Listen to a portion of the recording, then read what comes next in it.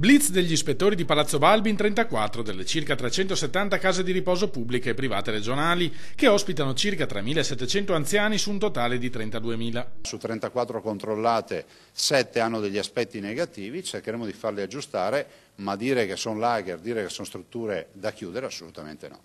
Le criticità maggiori hanno riguardato pulizia di ambienti, cattivi odori, locali poco arieggiati o che non permettono di uscire con facilità. Sul fronte degli ospiti, invece, risultati positivi riguardo all'igiene, ma qualche problema relativo al dato relazionale e all'isolamento dei pazienti.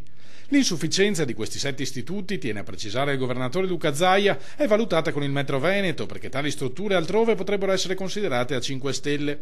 Ma per noi geriatrie e case di riposo sono il principale banco di prova su cui misurare la civiltà.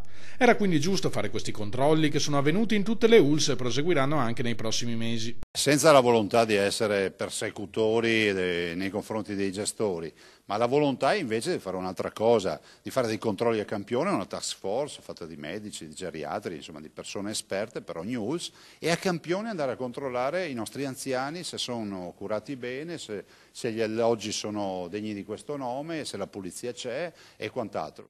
Le case di riposo che hanno ottenuto esito negativo, annunciano dalla Giunta regionale, saranno rese note solo al termine della relazione finale delle commissioni istituite da ogni ULSS e i risultati saranno notificati alle autorità competenti. Si è fatto un bel lavoro, sono tutta una serie di parametri controllati, dopodiché avremo i verbali, del resto siamo ancora a poche ore dal blitz, per cui non abbiamo ancora i verbali, abbiamo però delle schede che già ci dicono cosa si è controllato e cosa si è fatto.